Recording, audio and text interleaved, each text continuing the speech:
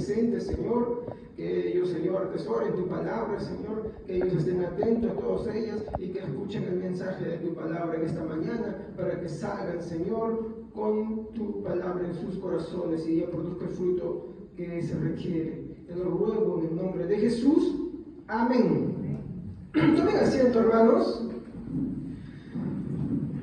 El título de esta mañana, en el ciclo que estamos tratando, y hemos tratado los atributos de Dios, hemos tratado sobre el estado intermedio, qué sucede después de la muerte del hombre.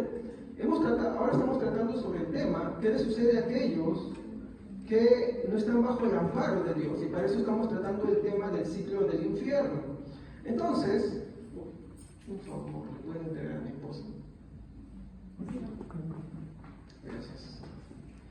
Entonces, estamos bajo este ciclo. Ahora ya llevamos un tema más, que fue nuestra introducción, y ahora quiero tratar este otro punto, que es el infierno bajo el fuego humano. ¿Y por qué tomo este título? Bueno, porque el infierno en nuestros días, como dice el título del libro, ha sido olvidado. Tú vas a una iglesia católica romana, no te hablan del infierno. Tú vas a una iglesia protestante, tampoco te hablan del infierno. Todos se han vuelto terapéuticos.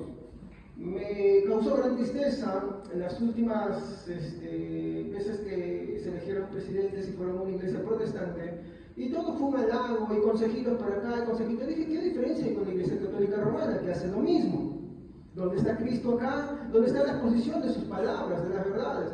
Y esto sucede, ¿por qué? Porque en nuestros días hay un mal, y es que se ha dejado de lado las doctrinas apostólicas.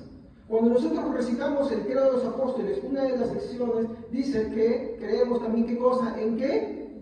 En el infierno, ¿no? Así como creemos en el Padre, creemos en el Hijo, creemos en el Espíritu Santo, nacido de la Virgen, ¿no? Que padeció bajo Poncio Pilato, muerto, crucificado, ¿no? Sepultado, resucitado al tercer día. También menciona que creemos en el infierno. Entonces, los credos de la iglesia, tanto católicos como protestantes, hablan de su creencia del infierno. Pero ¿qué ha pasado hoy con el infierno? El infierno no es mencionado. Ha sido reemplazado por personas que te halagan, por personas que te hablan tu bien, y esa no es mi finalidad. Quiero ser serio con las escrituras. Empiezo de esta manera.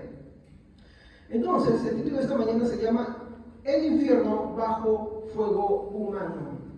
¿Por qué? Porque lejos de que el infierno sirva como una doctrina de piedad, hoy se le condena. Entonces, en mi introducción quiero decir lo siguiente. Mi tema se trata del infierno, como dije, bajo fuego humano. Digo bajo fuego humano porque es odiado. Si hay alguna doctrina que el hombre quisiera borrar de la Biblia, es esta, la del infierno. Todos dicen, háblame sobre los consejos, háblame de cómo vivir bien, háblame de cómo salir de este problema.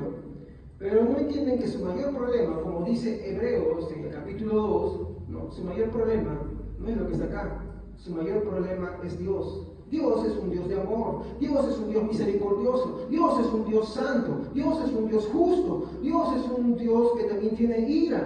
Dios tiene muchos atributos y ningún atributo anula el otro. En la muerte de Cristo en la cruz del Calvario, el atributo de la ira de Dios no se anuló por su Hijo, se cumplió, pero también se mostró su amor. Por eso Jesús dijo, Padre, ¿por qué me has desamparado? Porque Él sentía el peso de la ira de Dios, el peso que nos corresponde a ti y a mí.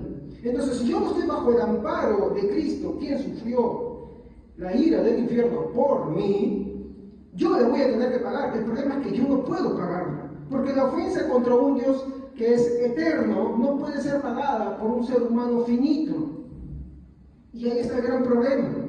Entonces, esta es una doctrina que por no poner todas las cualidades de Dios, hoy se ha desterrado. Como llenar una iglesia más se llena por hablarle bonito, por hacer consejos, por actualizarla, y eso no vende, entonces se piensa que no hablándolo trae más personas. Pero el problema es que no trabaja lo que es aquello que Dios demanda. Sin santidad nadie verá a Dios, porque si su justicia no fuere mayor que de los escribas y los fariseos, no entraréis en el reino de los cielos. Entonces, Dios no es alguien que ruega, Dios es alguien que demanda. Por cuanto Dios, dice Hechos, hablando del apóstol Pablo, por cuanto Dios ha pasado los tiempos de vuestra ignorancia, manda a todos los hombres que se arrepientan, por cuanto ha destinado que un día ha de juzgar al mundo. Entonces, todos estos versos, todas estas cosas que yo estoy mencionando ahora, prácticamente hoy en día no se mencionan, no se hablan. ¿Por qué? Porque la doctrina del infierno ha sido olvidada, ha sido desplazada para hablar otras cosas que el hombre sí quiere oír. Pero el punto principal es que ir a una iglesia no se trata del hombre como centro, sino de Cristo y el problema que el hombre tiene con Dios. Dios es santo, Dios es justo, y como juez justo Él tiene que hacer justicia. Cito este ejemplo para continuar. Si un asesino mata a tu familia y lo atrapan, y estamos por ejemplo como ahora en el estado de Texas, ¿no? Dos personas extranjeras mataron a un policía. Y en el estado de Texas, pues hay leyes sobre la muerte, ¿no? La pena de muerte. Hay varios países que están bajo la pena de muerte. Yo no quiero que en discusión, ¿está bien o no está bien? Simplemente es su ley y punto. Entonces, la demanda fue esta. Y la sentencia fue la pena de muerte. Vi alguna actitud de ellos, se quebrantaron, pidieron ayuda, pidieron clemencia. Lo que nunca escuché, decían, Dios mío, si los hubieras escuchado. Ahora pongamos esto en algo más personal. Yo tengo mi esposa, tengo mis hijos, yo los quiero mucho, yo los amo mucho, soy cristiano. Y sí, perdón, pero la vida me dice que hay que ser justos también. ¿Qué pasaría contigo si sucede lo mismo y viene alguien a tu casa y mata a todos tus seres queridos? Los atrapa el juez y el juez dice, ¿sabes qué? Mira, yo como soy amoroso, misericordioso, lo voy a soltar. ¿Tú qué le dices a ese juez? Ese es el problema que vivimos acá. ¿Tú qué dices a ese juez? Es injusto. ¿Qué le clamas al juez? Hazme justicia. Y Dios es el juez justo de toda la tierra. Jesús dijo, el juez justo de toda la tierra no hará lo que es justo. Si estamos bajo esta lupa, entonces, como toda la humanidad le ha fallado a Dios, le ha ofendido a Dios, todos merecemos y su amor no puede anular su justicia. Por eso Cristo tuvo que venir para que su justicia se depositara en Él, de tal manera que todo aquel que en Él cree no es condenado. Pero si yo decido negarlo, si yo decido simplemente agarrar y seguir en mi terquedad, justamente soy condenado. Pero ¿por qué Jesús, si sufrió tan solo unas horas, su perdón es expiatorio por toda la eternidad? ¿Por qué? Porque Jesús no solamente era hombre, también era Dios. Y Jesús era sin pecado. Tú y yo sí hemos pecado. Entonces, dicho este preámbulo, a la gente no le gusta escuchar sobre esto. Le gusta escuchar sobre el amor, el perdón, la gracia, está muy bien. Pero no entienden, y ahí está la prueba, por qué y a causa de qué es. Y las consecuencias de uno votar y decir, pues bueno, simplemente, bueno, no me importa, ya cuando sea tiempo. Cuando la muerte viene, te sorprende, y ella no pide permiso, entra simplemente. Entonces, no hay una doctrina más odiada por el hombre que la doctrina del infierno, que si el hombre pudiera, la quisiera arrancar de la palabra de Dios. Y aunque quiera, no puede. Y para intentarlo, porque el hombre siempre lo intenta, lo que hace es dar otras alternativas. El cristianismo te habla solamente una cosa, pero el mundo te ofrece otras alternativas para desviar lo que es la doctrina del infierno. Entonces, es verdad, esto es triste, pero esto está teniendo éxito, ya que hoy en día la doctrina del infierno es la menos enseñada desde los púlpitos.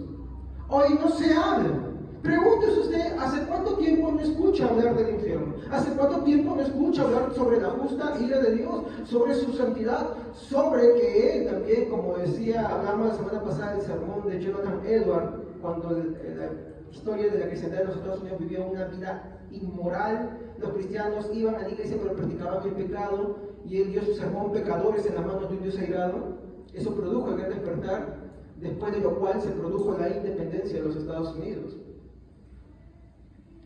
Entonces, si no se exponen las doctrinas básicas como esta doctrina del infierno, no habrá un verdadero despertar en las conciencias de los creyentes. Tampoco habrá la conciencia de aquel que no cree sobre el peso que tiene sobre él. Como dije, Hebreos 2 dice que no escaparemos si despreciamos una salvación tan grande.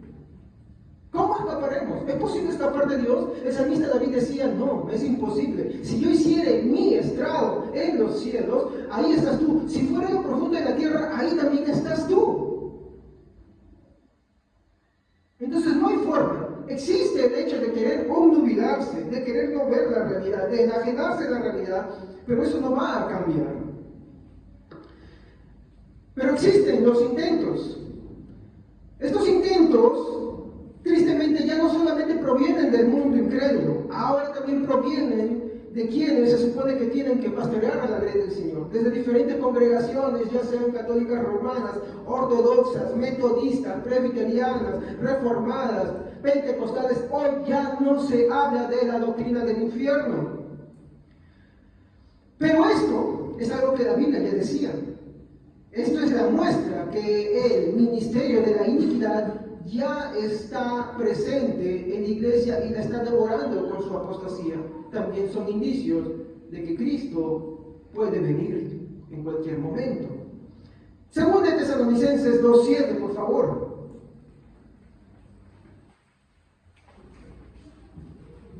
¿Quién lo puede leer?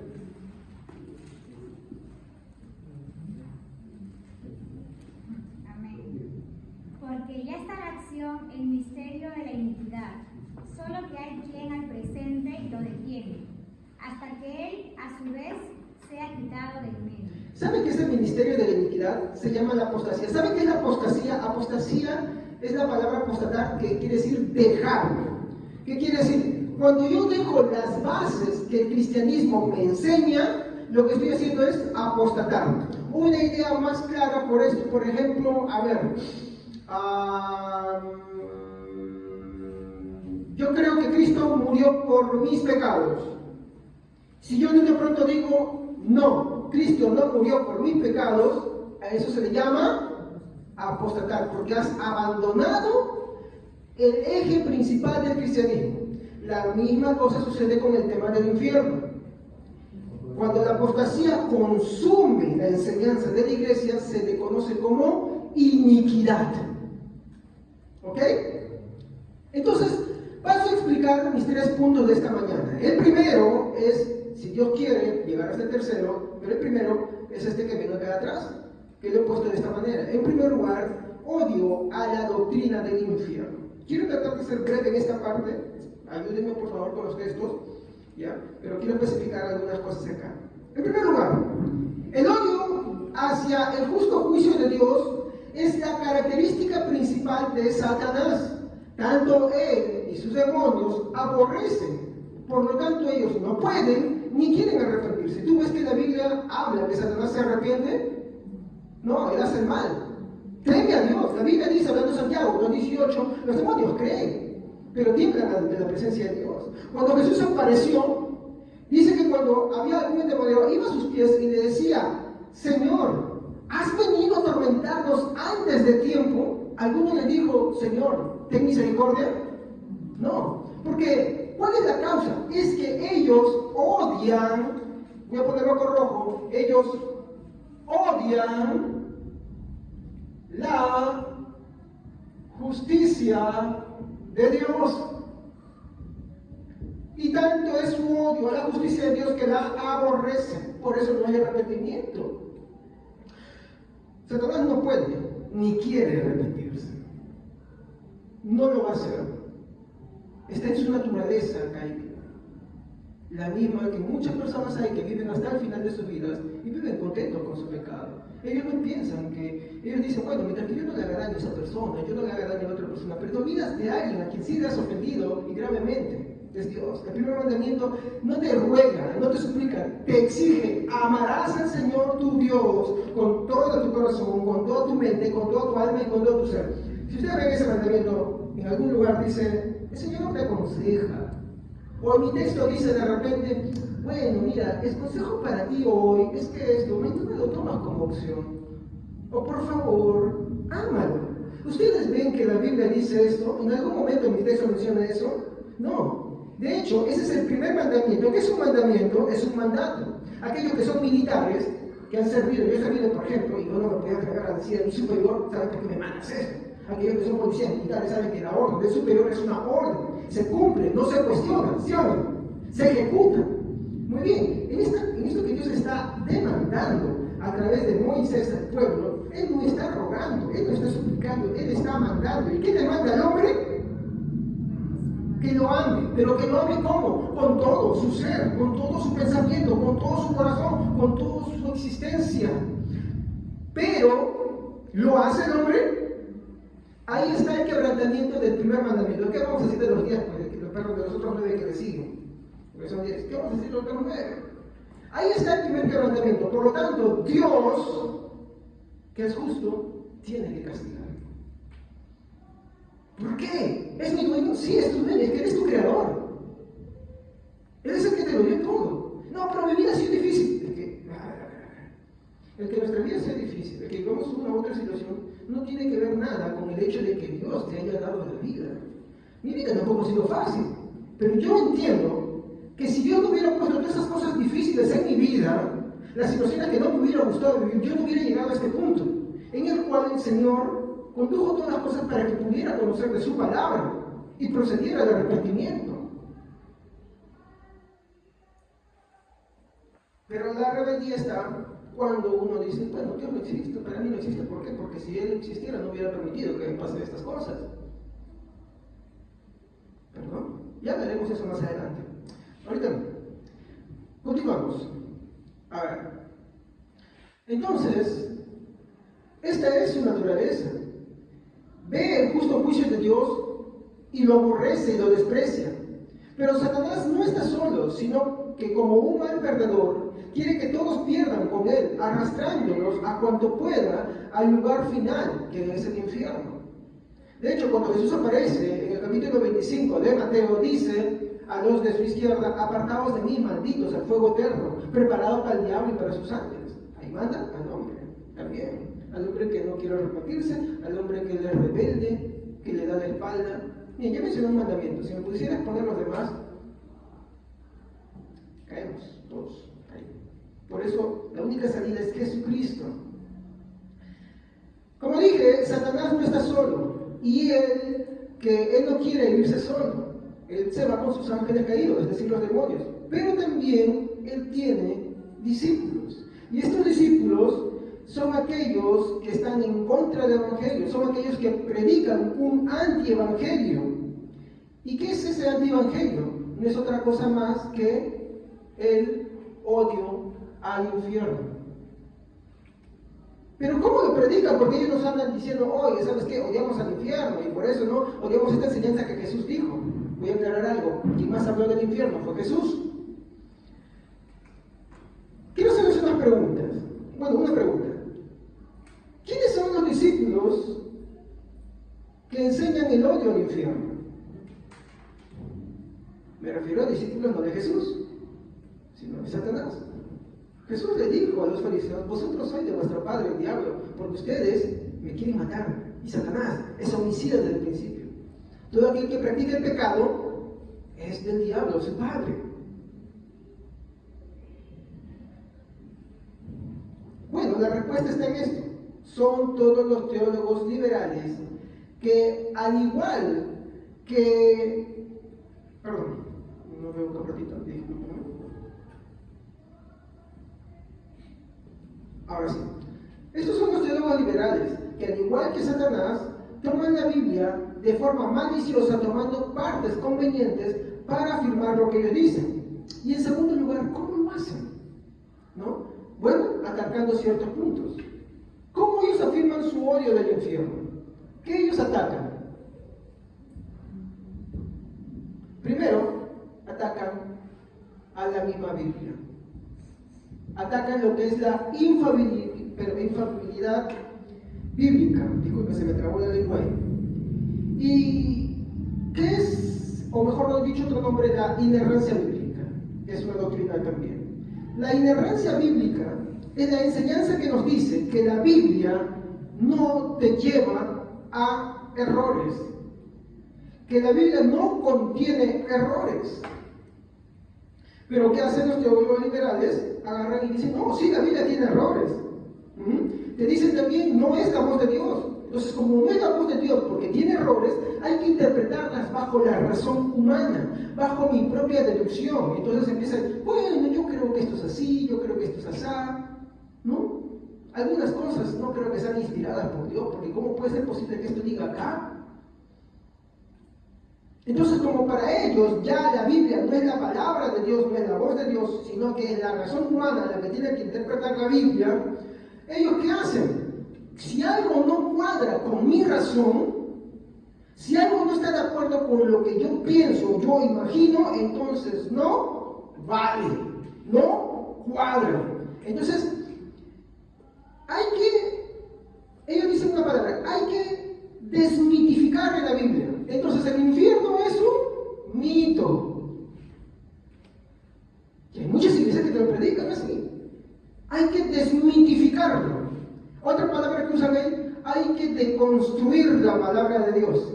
Pero hay que deconstruirla bajo la misma palabra de Dios, no, bajo su propio razonamiento. Entonces, de esa manera ellos han anulado la Biblia y empiezan a poner dentro de la Biblia ¿qué cosa? Lo que ellos ahora se les antoja creer. Entonces, como odian el infierno, ¿qué es lo contrario al odio? El amor. Entonces, ¿qué van a hablar ellos solamente? Solo del amor. Entonces, no importa lo que tú hagas, hijito. No importa, sigue manteniendo una relación incestuosa, inmoral. No importa, tú búscate cuando puedas, cuando se te antoja. Total, Dios es amor. Sigue viviendo como estás. No es necesario que rindas tu vida. Eso es de fanáticos, eso es de personas que son radicales. No. Ellos han anulado todo lo demás y lo han cambiado. ¿Qué más? Rechazan la doctrina.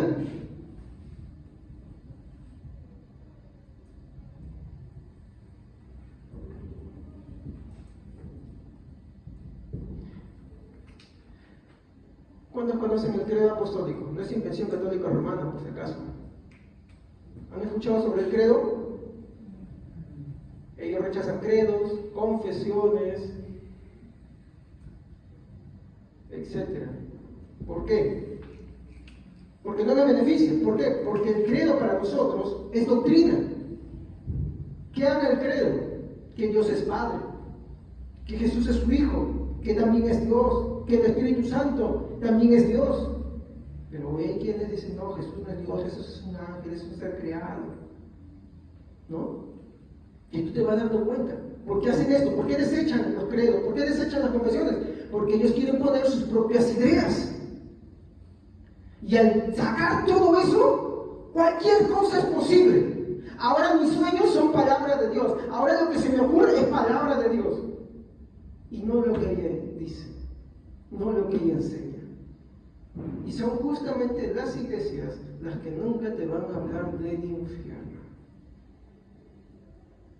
Ay, qué masoquista, no.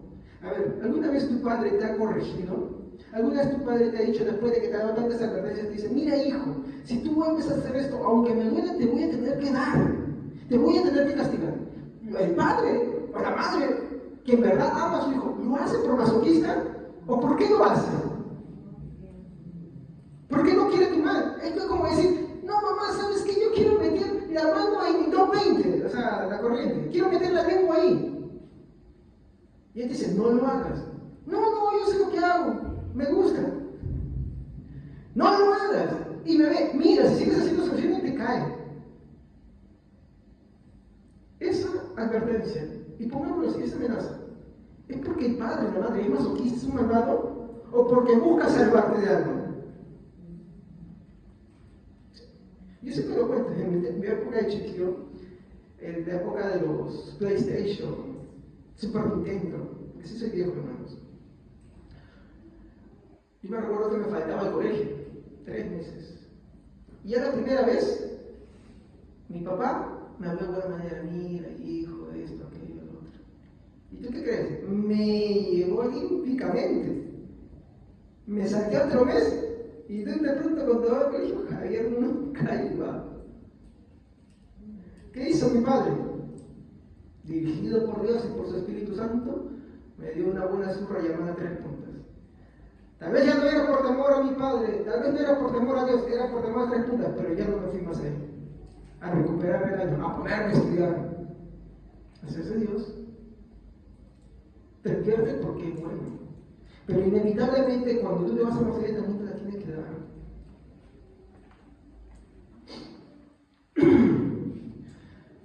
Entonces, ¿qué ellos hacen? Rechazan los credos, rechazan las confesiones y todo, ¿por qué? Porque no les agrada que algo lo restrinja. Ellos quieren darle libertad a lo que quieren hablar. Quieren hablar mucho en contra de las verdades bíblicas, entonces para eso rechazan todo lo demás. ¿Qué más? Ellos creen, ¿no? Acá lo que les mencioné. Ellos creen que Dios es solo amor. La Biblia dice que Dios es solo amor, dice que Él es amor, pero también dice que Él es justo, Él es misericordioso, Él es santo, Él se aira. La Biblia habla de un conjunto. Te pregunto a ti bajo la razón, hermano. Tú eres solamente una cosa en tu personalidad, o sea, todo el tiempo tú te sonríes y te pasa algo y dices, sí, y algo, una desgracia y si te ríes. ¿Así eres tú todo el tiempo o tienes muchas formas de comportarte? Eso describe tu personalidad, ¿no? Bueno, esa es una manera para ejemplificarlo. Dios tiene atributos que definen cómo es Él. Entonces, sí, Dios es amor y por su amor manda a su Hijo. Por su amor agarra y hace que su Hijo padezca en la cruz. ¿Con qué finalidad? De que no vayas a creer. Pero si tú no quieres, porque ahí hay un problemita, es que Dios no solamente es amor, Dios también es justicia. Dice en el capítulo 3 de Juan, y Dios no tendrá por inocente a aquel que desprecie a su Hijo. El libro de Hebreos dice, Dios no tomará por inocente a aquel que desprecie la sangre del pacto con la cual fuimos sellados. Entonces, ellos solamente hablan de Dios en términos del amor, nunca lo vas a escuchar hablando que Dios es santo, que Dios te pide estas cosas, nunca te van a hablar que Dios es justo, no hagas injusticia, nunca te van a hablar de las demás cosas. Su mensaje solamente va por un lado y por ahí y nada más. Convierte a Cristo en un simple hombre. ¿Cómo es esto? Sí lo han escuchado ustedes muchas veces.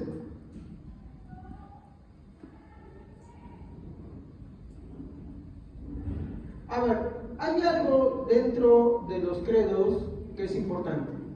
Jesús, hermanos, era verdadero hombre y era verdadero muy bien. ¿Qué quiere decir? Que en Cristo la humanidad y la divinidad estaban presentes ahí. Ahora, ¿qué hacen los teólogos liberales? Miren cómo encadenan todo para reforzar su odio al infierno, su odio a esta doctrina. Ellos dicen, bueno, es que Cristo es un simple hombre. Entonces, Cristo ya no murió para salvarnos. De hecho, eso ya no está en su mensaje.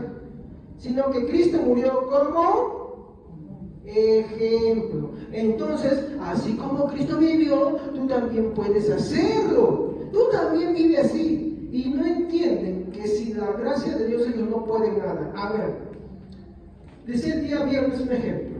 Si tú padeces un mal de un cálculo o una hernia, ¿haces tú mismo la operación en tu propio cuerpo?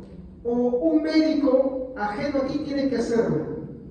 De la misma manera, el hombre tiene un mal en su interior. ¿Sabe cómo se llama ese mal en su interior? Pecado. Y el hombre a sí mismo no lo puede sacar. No lo puede sacar su propio alma. Necesita de su creador. Por eso que Jesús, cuando hablaba del rico y del publicano y el fariseo, dice que un fariseo decía, Señor, sé propicio a mi pecador, se reconocía su condición de pecador, pero el fariseo decía, Señor, te doy gracias porque yo no soy así, así, yo soy bueno en esto, aquí y lo otro. ¿Qué vemos ahí?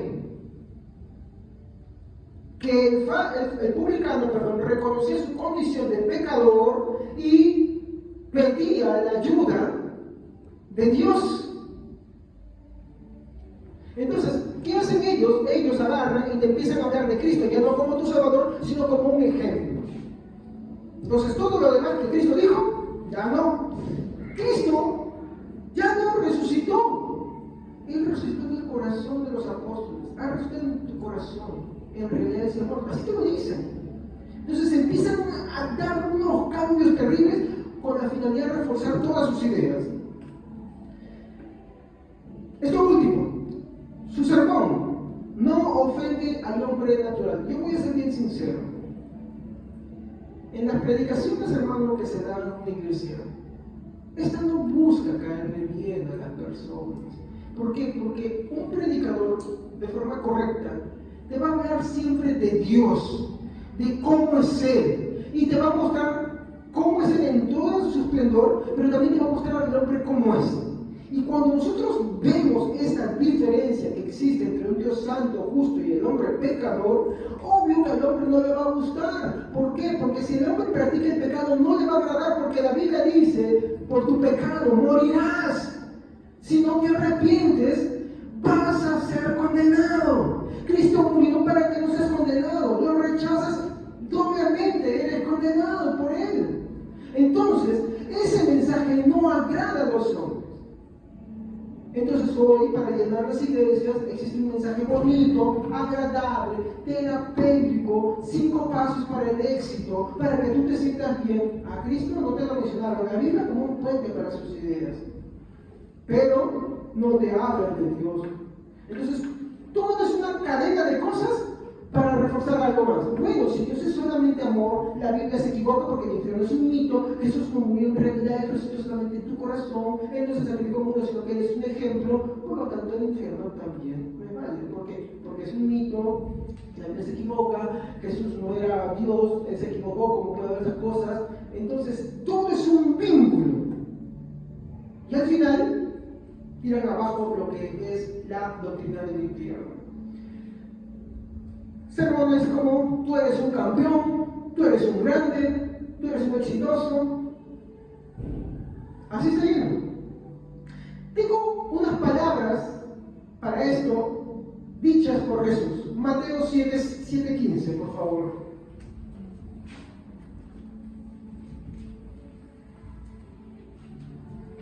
Mateo 7:15. ¿Quién me puede leer, por favor, fuerte? Guardaos de los falsos profetas que vienen a vosotros con vestidos de ovejas, pero por dentro son lobos rapaces. Guardaos de los falsos maestros. El falso maestro no te va a enseñar lo que la Biblia dice. El falso maestro no va a exponerte las verdades bíblicas. El falso maestro te va a hablar lo que te agrada, lo que te gusta. No, sigue pecando. No te preocupes. Dios te entiende. Ya un día cambiarás. Mejor concéntrate en ser un campeón. Yo creo que para eso hay psicólogos, ¿no? Un púlpito es para un predicador. Para eso hay sitios que son motivaciones, ¿no? Pero eso no es el púlpito. Pero eso es lo que se convierte hoy en día las cosas. Reflexiones hasta este punto. Primero, el mensaje de error de estas personas es terrible, es peligroso, porque si bien es cierto, vacía las iglesias de ovejas y las llena de lobos. Apocalipsis 2:14.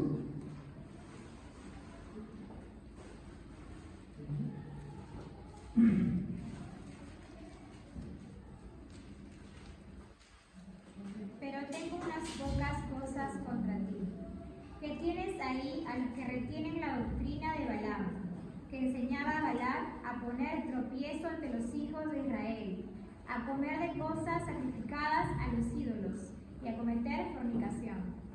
Muy bien. Cuídense de los falsos maestros. Tal vez usted me recrimine y me diga, pero pastor, hermano, quiere llamarme como quiere llamar, no hay problema. ¿Qué de malo tiene predicar que el amor anule el infierno? ¿Cuál es el problema con eso? Bueno, te respondo, tiene mucho de malo. Pues si no hay infierno, no importa creer en Cristo. Pues si no hay infierno, no importa seguir la santidad. Pues si no hay infierno, no importa seguir pecando. Total, no hay infierno. ¿Qué más da?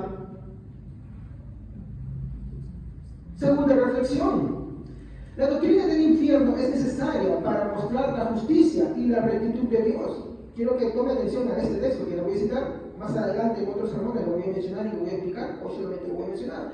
Isaías 63.3. Isaías 63.3.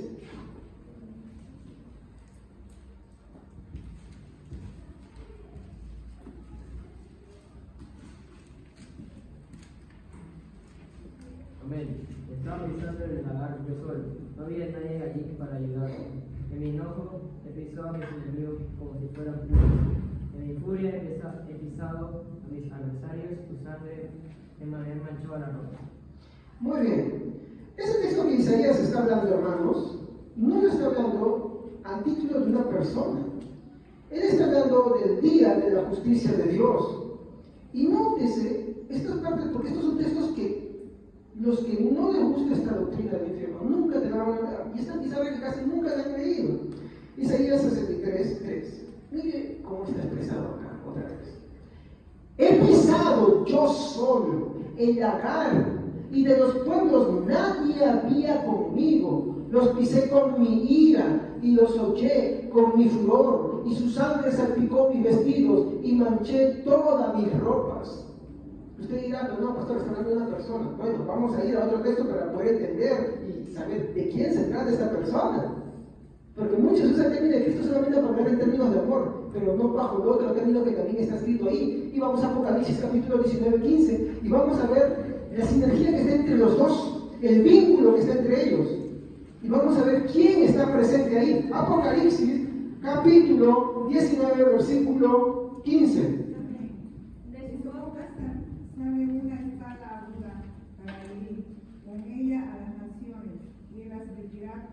De hierro, y él pisa el lagar del vino del furor de la ira de Dios Todopoderoso. Este texto está hablando de Cristo cuando Él vuelva. ¿Y qué dice de Cristo? Él pisa el lagar, el viñedo, dice, ¿no? Del furor, de la ira, ¿de quién? El Padre está irado por la humanidad por rechazar a su Hijo Jesucristo. El Hijo ejecuta la justicia por haber ofendido al Padre. Sí, hermano, como lo he leído bien, Cristo, que es el Salvador, también es el que pisa el lagar. Él pisa a los incrédulos con el peso de su justicia y su ira. Entiéndase que esto no está hablando de bien literalmente, esto es un lenguaje simbólico para hablar sobre el peso. ¿Pero el peso de qué? De la justicia, de la santidad de Dios. De un Dios que se ira contra una creación que ofende y desprecia a su Hijo Jesucristo. No, pastor, no es como puede ser, pero si hermano, natural, si tú tienes un hijo, cuando un perro viene o cuando alguien hace algo, tú no lo defiendes, tú no te pones ahí. Yo, por ejemplo, soy un cobarde con los perros, a mí me dan miedo, pero yo tengo mis hijos y cuando viene un perro, yo el perro lo muerdo. Bueno, no lo muerdo literalmente, ¿no? Que se me entra el valor y me grito y me tiro cosas. Se me va todo esto. ¿Por qué? Porque defiendo a mis hijos. Si naturalmente los hombres hacen esto, Dios con mayor razón. ¿Y por qué este mensaje es tan bizarro? ¿Por qué es tan chocante para los hombres hoy en día?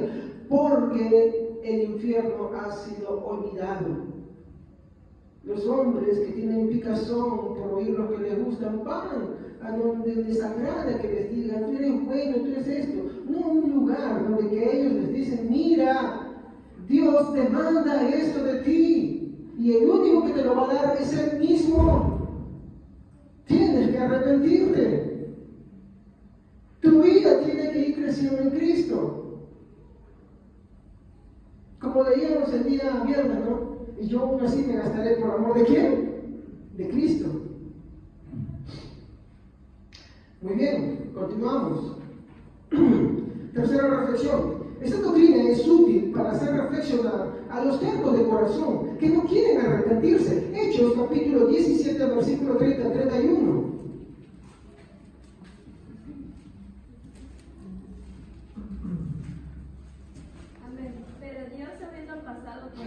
Alto los tiempos de ignorancia, ahora manda a todos los hombres en todo lugar que se arrepientan, por cuanto ha establecido un día en el cual juzgará al mundo con justicia, por aquel varón a quien designó, dando fe a todos con haberle levantado de los muertos. Como mi texto dice, no está mencionando en ningún momento, en Hechos 17, 30, 31, que Dios está rogando, que Dios está suplicando, sino que Él manda. ¿Pero manda qué cosa? Ahora la pregunta es, ¿cuál es la respuesta que está en tu corazón? ¿Cuál es la respuesta que está en tu pensamiento? Dios te está diciendo, arrepiéntete, porque hay un día que Dios va a juzgar todas las cosas. ¿Cuál es la respuesta? ¿Sí? ¿No? ¿Todavía? Y ahí está el problema. Y es que Dios, no entendemos que no es que Dios está rogando. Dios no está pidiendo, acéptalo a Él. Lo que está diciendo es que tú tienes que ser aceptado por Él, porque quien ha ofendido no es Dios contigo. Dios a ti no te ha ofendido. Dios a ti no te debe nada. Eres tú deudor de Él. Eres tú el ofensor de Él. Por lo tanto, no es Dios quien roga, es Dios que demanda. Pero el mensaje hoy tanto ha calado que hoy se dice, bueno, mira, acepta Dios, acepta Dios. No, es al revés. Es que tú tienes que aceptarlo a Él. Perdón, es que es Él que te tiene que aceptar a ti. Y eres tú quien tienes que rogar por Él. La Biblia dice, Dios no desprecia las lágrimas. Él las recoge, dice en Salmos. Al corazón contrito y humillado no despreciarás. El problema es, ¿tienes un corazón contrito y humillado que reconoces tu bajeza, tu pecado, la condición de ofensor contra Dios? ¿O hay orgullo en ti? El mismo Jesús dijo, Dios al humilde exalta, pero al orgulloso humilla, lo mira de lejos. Segundo punto.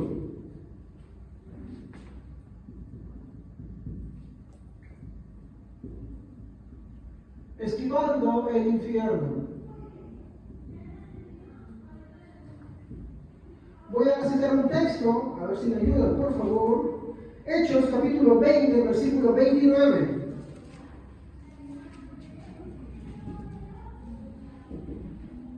Amén.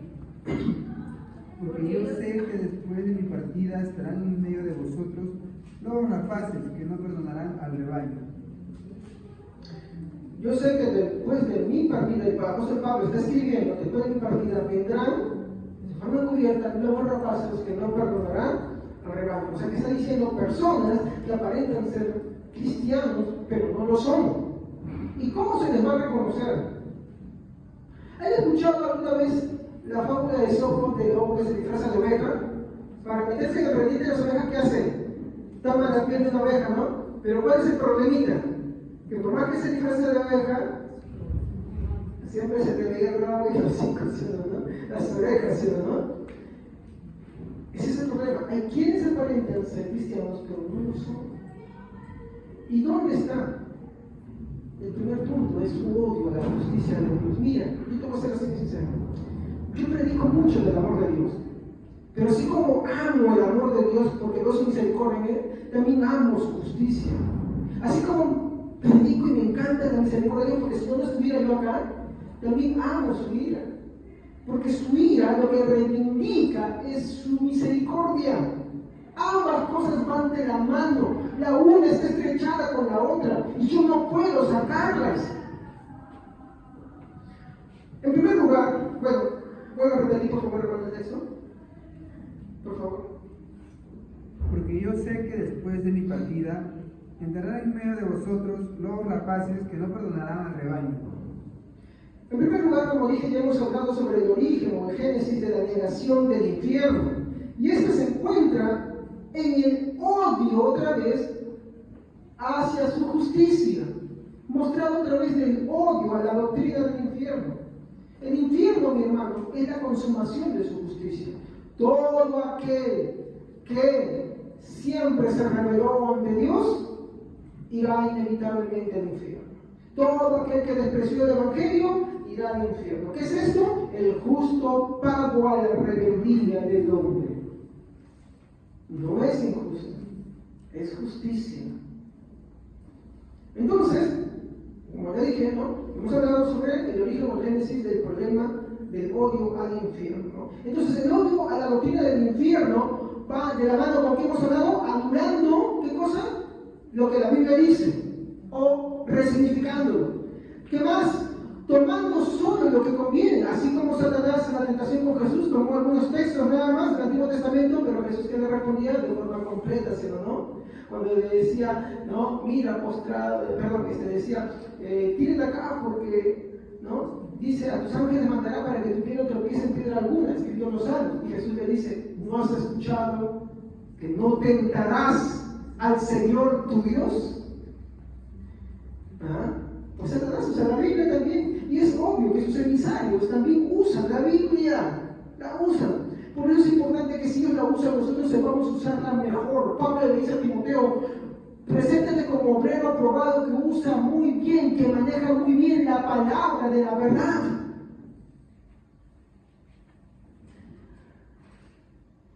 Hemos visto que este odio hacia la doctrina del infierno también se ve ejemplificado en que reniegan a los demás atributos de Dios, reduciendo a Dios a un solo atributo. Y Dios no tiene un solo atributo, tiene muchos atributos. Desechan a Cristo y su sacrificio y lo toman como solamente un ejemplo. Entonces, como consecuencia, desarrollan la carta al gusto del cliente, ofreciendo en su menú diferentes platillos para que escojan según les gusta. Hechos 29:30. El mismo texto de Hechos 29:30. Solamente es un versículo adelante. A ver quién lo leído.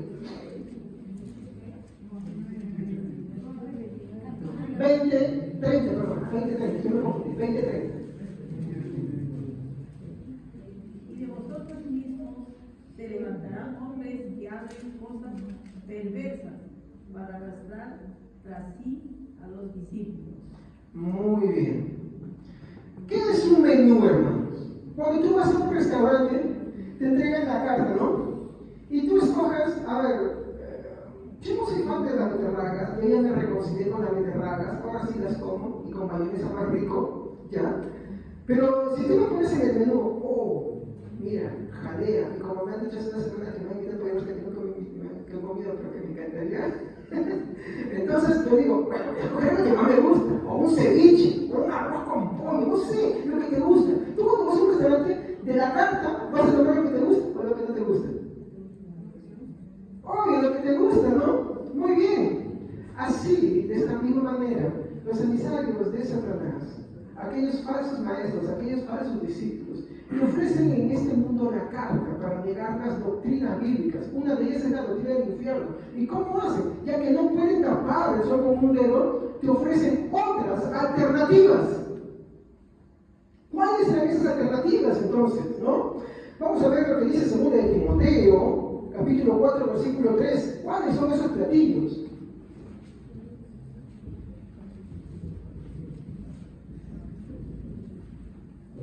Porque vendrá tiempo cuando no sufrirán la sana doctrina, sino que teniendo comezón de oír, se amontonarán conforme a sus propias concupiscencias. ¿Qué vemos ahí? Dice, no soportarán la sana doctrina. Otra versión dice, no tolerarán. Entonces, como no toleran oír sobre la doctrina del infierno, no toleran oír sobre la justicia de Dios, ¿qué hacen ellos? Reniegan de esta doctrina y como consecuencia, ¿qué hacen? Buscan otros platillos, otras ofertas. Y no solamente la toman para sí, sino que la ofrecen a los demás. Entonces, vamos a ver ahí, así chiquitito nomás, algunos de sus menús. Uno de ellos se llama universalismo. Pastor, ¿qué es universalismo? ¿Aquellos que van a la universidad? No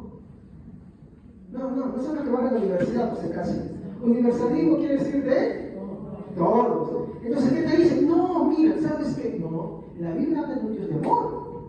Lo que va a suceder es que al final todos se van a salvar. Satanás también se va a salvar. Así te lo presentan. Hoy día no voy a ahondar en eso yo lo voy a hacer en otro servicio. Pero esos son los platillos que te ofrecen en este mundo. Hay iglesias que te lo predican. Otro platillo más. Esto me resulta difícil de escribir y hasta pronunciarlo. A ver, voy a intentarlo.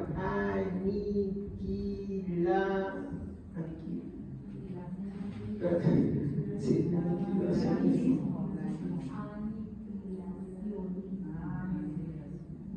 de la palabra aniquilar. Uy, pero acá ni siquiera están de acuerdo. ¿Cómo te lo presentan ellos?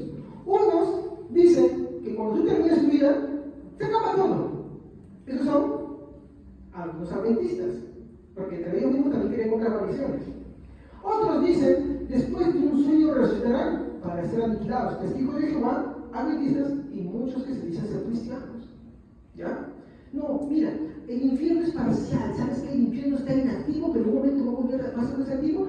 Y después tú vas a pagar por un tiempito y ahí vas a desaparecer. Hay tantas variaciones. Y la creen muchas iglesias cristianas. Pero, ¿qué puedo responder yo con la Biblia? Mateo 25:46. Mateo 25:46.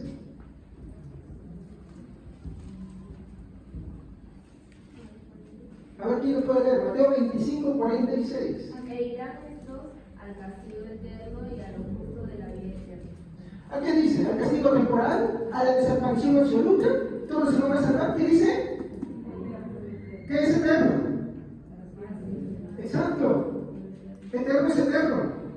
¿Irán estos al castigo? Eterno. Entonces, esas doctrinas, no, por favor. Pero pastor, ¿qué hago con mi familia que no cree? Ora, lee la Biblia, predícales que Dios hace la obra, como el apóstol Pedro decía, ¿no? Porque para vosotros es la promesa y para vuestros hijos, para ti y tu descendencia. Dios no solamente te llama a ti, llama a toda tu familia. Pero tienes que rendir todas las áreas de tu vida y pelear la batalla de la fe. No quieras que tu familia se salve sin rendir su vida a Cristo. Marcos capítulo 9, versículo 46 al 47. Marcos capítulo 9. Uy, yo no pinta. Marcos capítulo 9, versículo 46 al 47. Donde el gusano de ellos no muere y el fuego nunca se apaga. Y si tu ojo te fuera ocasión de caer, sácalo. Mejor te es entrar en el reino de Dios con un ojo que teniendo dos ojos ser echado al infierno. Donde el gusano no muere y donde el fuego nunca se. ¿Qué es eso? ¿Temporal o eterno? Eterno. Es mejor entrar sin un ojo, no te estoy diciendo que te lo saques. Vamos a hablar, un ratito bien pues y voy a explicar. Pero ahorita solamente hasta este punto escuchen. No estoy diciendo que te saques el ojo. Te está diciendo, si algo te es estorbo para seguir a Cristo, sácalo de ti. Si tus deseos, por ejemplo, qué sé yo, a ti te jala algo a pecar y a rendir tu vida a Cristo, pues deja eso. Te va a costar, sí.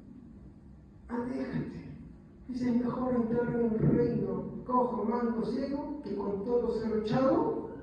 ¿Qué está hablando de eso? De que no te entregues al pecado, de que no practiques el pecado, que sigas la santidad de Dios, sin la cual nadie lo verá. Reflexiones. Dos reflexiones tengo para este punto. Por mucho que disguste, no podemos ocultar la verdad de esta doctrina, mucho menos evitarla. Entonces, si es cierto, no cuadra muchas veces con las concepciones que tenemos, no cuadra porque mueve muchos sentimientos, disgusta. Hermanos, como yo dije, hasta cuando yo gané muchas veces me siento tribulado, pero ¿qué hago? Confío en mi Señor Jesucristo, voy a la oración y Él me da la paz que necesito, Él me da la seguridad que necesito. Así que por mucho que disguste, no podemos evitarlo. Segunda reflexión, tal vez no seas de aquellos que niegan la existencia del infierno, pero puede que vivas como si la negaras, como si negaras esta doctrina. ¿Pero cómo, pastor? Bueno, practicando el pecado, pensando que nada pasará. Y lo peor, no queriendo arrepentirte. Gálatas capítulo 3, versículo 19-21. Gálatas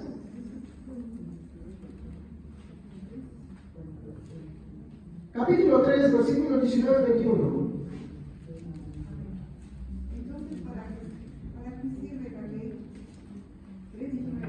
Entonces, ¿para qué sirve la ley? Ah, no, 5, perdón, estoy confundiendo. Yo me confundí. Aquel pues que os suministra el Espíritu y hace maravillas entre vosotros. Un ratito más, un ratito. 19. A ver, yo voy a me confundir. Disculpen, es un error mío. A ver, denme un instante, por favor. Denme un instante.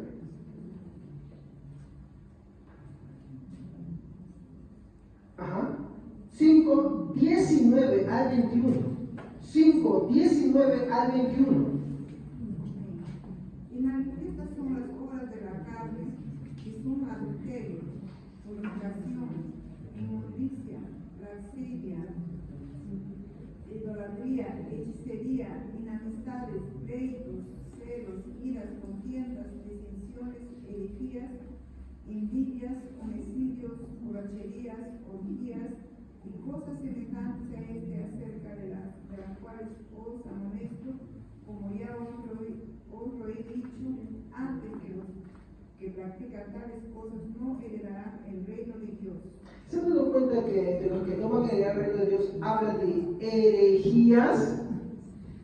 Negar la doctrina del infierno es una herejía. ¿Se dan cuenta? No es cualquier cosa. Tercer punto.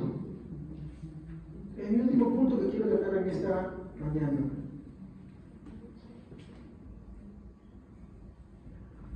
La doctrina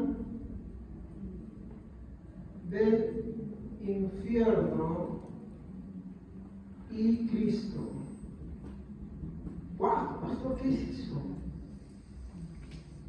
¿Cómo es esto? A ver. En primer lugar, empezando esto, en la historia del cristianismo existen dos posturas acerca del infierno, que son válidas, son correctas. Y acá es donde esto se pone interesantísimo. Existe la primera postura, que es la del infierno literal. Esto también, hermanos, que es solamente un pequeño bocadito. Después lo veré ampliamente. ¿Estamos? Porque ahorita lo que estoy haciendo en estos servicios son introducciones a todo lo que después voy a ampliar en otros servicios.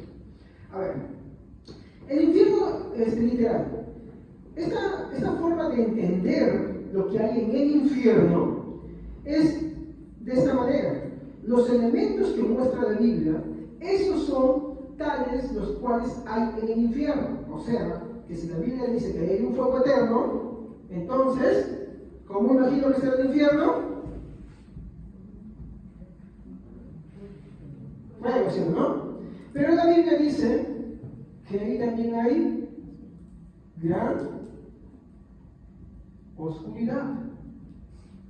Entonces, ¿cómo? Y no es lo único. ¿Cómo reconcilias? A ver, cuando tú prendes fuego, ¿esta emite luz? Sí. Pero dice que hay gran oscuridad. Entonces, ¿cómo se consigue? Pero Jesús está mintiendo. No está mintiendo. Hay una razón por la cual Jesús lo dice. Ténganme paciencia, no se pierdan, refresquese, porque si no, se la va a perder. ¿Ya? Entonces, si bien es cierto, en esta postura del infierno literal es válida, pero hay algunas cositas como que uno dice, ¿cómo es esto? ¿Cómo cuadra esto? Aún así, si tú no lo entiendes mucho, ¿no? Es válido que lo creas así. Es conocido como la postura clásica. ¿Ya? Existe otra,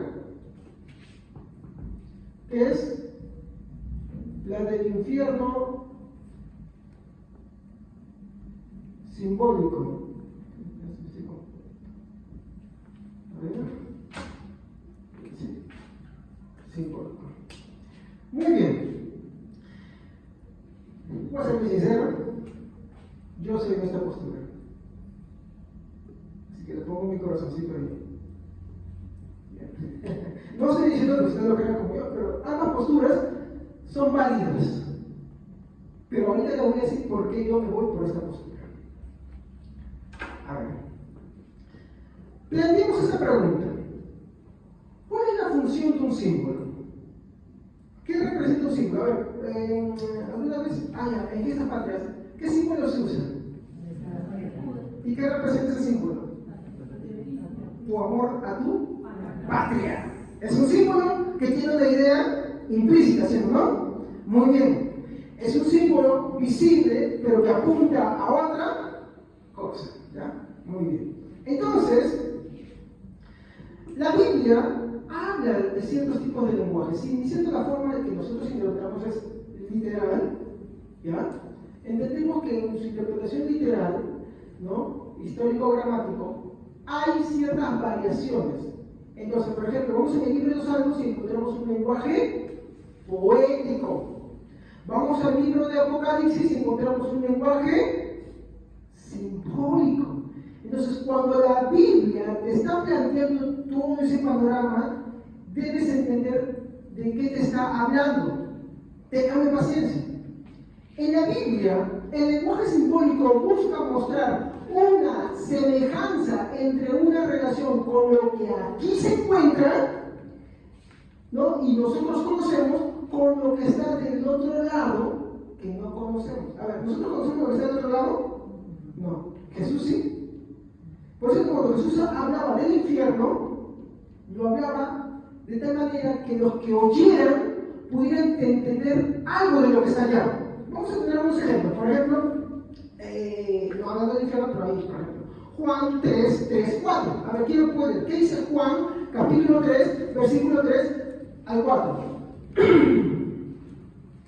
Juan capítulo 3, versículo 3 al 4. ¿Qué dice?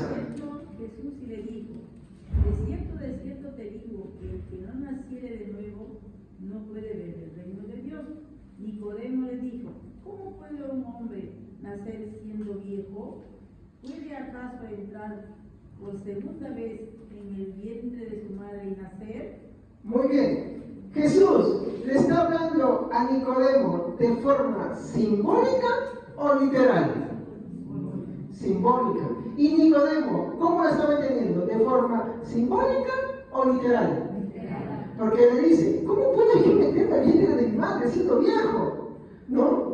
Entonces, aquí vemos un simbolismo. ¿Y cuál es el simbolismo? Nacer de nuevo de Dios. Así como naces en este mundo, en el momento que tú vienes, ¿no? Así es necesario que el hombre nazca de parte de Dios. No física, sino espiritualmente. ¿Por qué? Porque de lo contrario, Nicodemo tendría que buscar a su mamá y ahí si su mamá estaría viva también, ¿y cómo va a entrar? ¿Sí o no? Pero ¿por qué le está diciendo eso? Porque Jesús le dice, mira Nicodemo, si usted sigue leyendo la lectura le va a decir, si yo te hablo de esta manera y no entiendes, tú siendo maestro, ¿cómo entenderás si te hablo de las cosas espirituales? ¿Sí o no? Tú ves ahí, ¿por qué uso un lenguaje simbólico? Porque si nos habla de cómo son esas realidades, es difícil entenderlo. Esto sucede con la doctrina del infierno. Por ejemplo, quiero hacerles esta pregunta. ¿Lo asemejado es igual a lo señalado? A ver, mi escarapelita, que es un símbolo, ¿es igual a lo que apunta? ¿O a lo que apunta tiene un mayor significado? Tiene un mayor significado. Entonces, si bien es cierto, tiene una relación, fuego, oscuridad, y está apuntando eso, el significado de lo que apunta tiende a ser mayor. Y ahí es donde van a entender lo que quiere decirles. Si cuando yo entiendo que el infierno en la Biblia dice hay fuego y gran oscuridad, solamente estoy mencionando unas cositas nomás, no estoy explicándolas. Y en el lenguaje simbólico, lo simbólico supera a lo señalado o a lo mostrado, perdón. A ver, acá quiero determinar el fuego. ¿Cómo experimenta alguien que se está quemando? Terrible, envuelto, abrasador. ¿Alguna vez has visto un insecto que se cae en el fuego?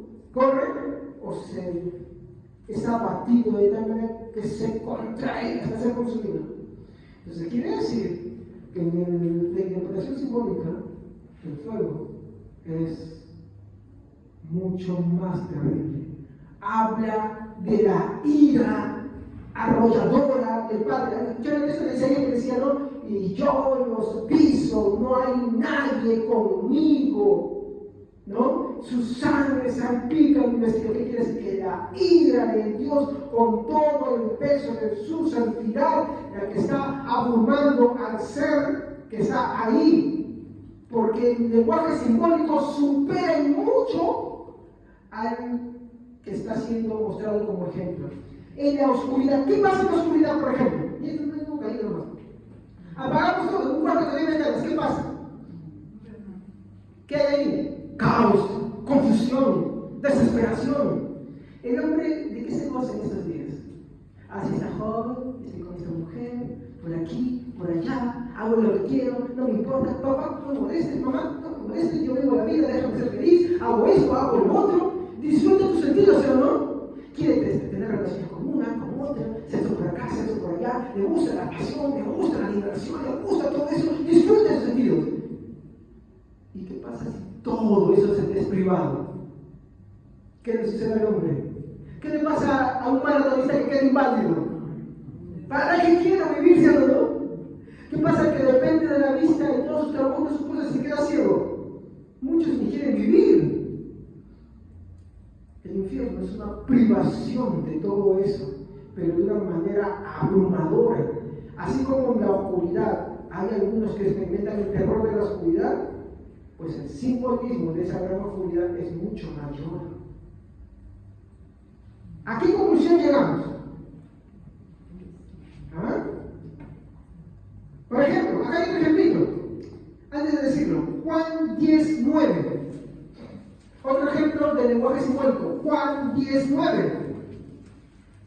A ver, ayúdenme, hermanos, porque mientras se demoran en encontrar. Yo soy la puerta, el que por mí entrare será salvo y entrará, y saldrá y hallará paz. Muy bien, ¿qué está diciendo? ¿Que Jesús es una puerta con perillas y es un marco? Jesús está hablando de este sermón en un lugar que es un campo que está rodeado por ciertas montañas. ¿Y cómo hacían los pastores para que las ovejas vayan por una dirección? Pues se ponían todos cruzados y uno de ellos se ponía de forma que estaba así, para que dé paso. Entonces las ovejitas, como están siendo arreadas, ven donde hay un huequito y entran por ahí. ¿Qué está diciendo? Que solamente por donde está el pastor pueden ingresar. Está diciendo, yo soy la única forma de que pueden ingresar. Ese es el lenguaje simbólico. La gente de ese tiempo lo entendía, ¿no? Entonces, la Biblia está llena de lenguaje simbólico, pero ojo, el lenguaje simbólico no aminoriza, sino que es superior a lo que señala. De tal manera que puedo decirles esto. Esto nos quiere decir que el infierno es mucho peor y más terrible. Supera en grandes y con creces a lo que se está tratando de expresar, sino que lo dice para que tú lo puedas comprender. Es tan terrible que para poder asimilarlo, Jesús tiene que usar cosas que podemos entender para poder digerir algunas de las ideas. Eso te lo dijo Nicodemo. Si yo te hablo de las escrituras, no vas a entender. No, yo también le digo que él vio cosas allá que no podía expresar con palabras. Pero otra vez recuerdo, lo simbólico supera al ejemplo que se muestra. ¿No? Esto lo vamos a hablar mucho más adelante. Vamos a hacer aplicaciones finales. Primero, ¿cuán terrible ha de ser el infierno? Que Cristo en su bondad busque enseñarla de tal manera que puedan entender algo de ella para su bien. Sea como lo veas, literal, como para un niño, porque a un niño le dices, oye, el infierno es así, y mediante su imaginación y lo que tú le muestras no entiende, o sea de forma simbólica, como para una persona más madura, ¿no? Al punto de que el ser más maduro y orgulloso sea espantado.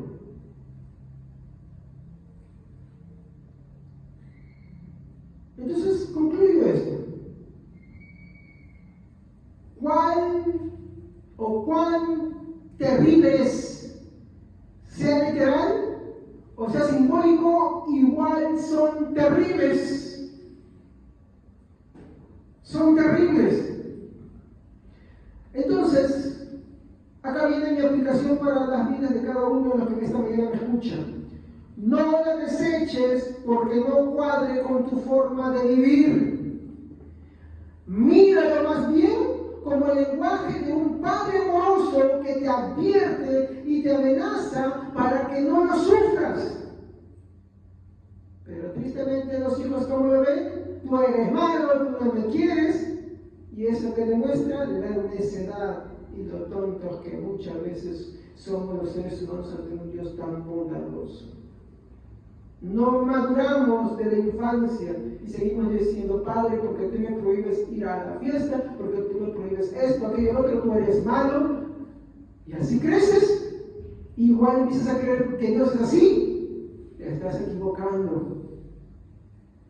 No la deseches porque no cuadre con tus pensamientos o con tu forma de vivir. Más bien arrepiéntete. Acéptala. Mira el lenguaje de amor del Padre que con mucha bondad te advierte y no te deja sin aviso previo. Mi segunda aplicación también para nuestras vidas es: el infierno en nuestros días es o ignorado con rebeldía, no por desconocimiento, sino ignorado con rebeldía porque se le rechaza, o es que se le esquiva tomando otras alternativas. Pero mi reflexión es esta: si yo me equivoco, no pierdo nada. Pero si tú, por tu odio a la santidad, la justicia, la ira y la bondad de Dios, desprecias la doctrina del infierno, y este rayo perdiste todo.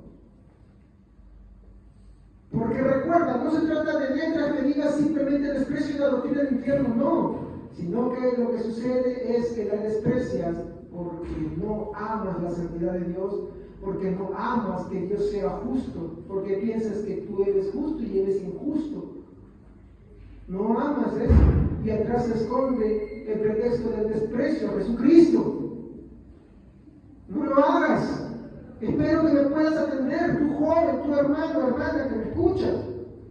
No porque no cuadre con tus vivencias o tu forma de vivir, no la desprecies, porque si ella es realmente como lo creo, lo perdiste todo.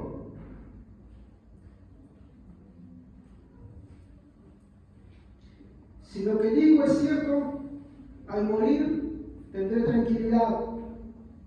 Pero también si lo que digo es cierto, al morir, ¡ay!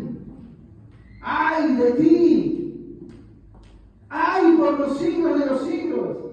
¡Ay por toda la eternidad! Como Jesús dijo, ahí será el lloro y el crujir de dientes.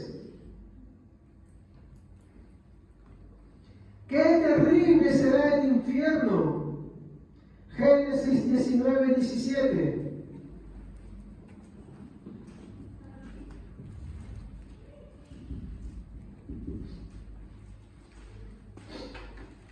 Génesis 19, 17. Amén. Y cuando los hubieran llevado fuera, dijeron, escapa por tu vida, no mires atrás ti, ni pares en toda esta llanura. Escapa al monte, no sea que perezcas. Muy bien. Esto es lo que los ángeles dicen a Lot. Huye, corre a los montes, corre con tu familia. Y acá aplico mi lenguaje simbólico. Sodoma y Gomorra identifica a este mundo, que el día de la ira de Dios vendrá y los abrazará a todos, y ninguno escapó. Pero también vemos ahí otro significado: el monte de la salvación, el monte que es Cristo Jesús, al cual al hombre se le dice: huye, huye, no mires atrás, huye al monte, huye a la salvación que es Cristo Jesús. No mires atrás, no sea que también seas destruido. Sodoma fue abatida por el fulgor de la ira de Dios, mientras que a Lot se le dijo en forma de mandato: huye al monte. Ese es el monte que representa a nuestro Señor Cristo Jesús. Entonces, ¿qué harás tú? ¿Qué harás tú? Así como los mensajeros que son los que impartieron la voz de Dios, yo como mensajero te digo en esta mañana: huye a ese monte, no mires atrás, no hagas como la mujer de Lot que codició este mundo, que volvió su mirada atrás, que dudó. No seas como ella, huye a ese monte, no voltees, no sea que seas destruido. Isaías dice finalmente: y su humo sube por los siglos de los siglos, y es visto por todos de la santa ciudad. No rechaces la doctrina del infierno porque no cuadre con tu forma de vivir o tu forma de pensar. Más bien, corre en ese monte, corre en Cristo Jesús. Dile: Señor, perdóname, aquí estoy. Me es difícil dejar de pecar, me es difícil dejar de hacer esto, pero me entrego a ti, ayúdame. Tú sé mi guía, tú sé mi Señor, tú sé el que me lleva hasta el final. Tú sosténme mis debilidades, sosténme mis luchas, sosténme incluso en la fe, porque a veces creo y la incredulidad está ahí también. Ayúdame, no me dejes mirar atrás, llévame a ese monte. Y eso es la introducción a la doctrina del infierno, queridos hermanos. Cristo es la puerta, Cristo es la salvación, y el rechazo a Él se paga con el infierno. Vamos a poner de pie. Padre, te doy gracias en esta mañana por tu palabra. Ruego, Señor, que haga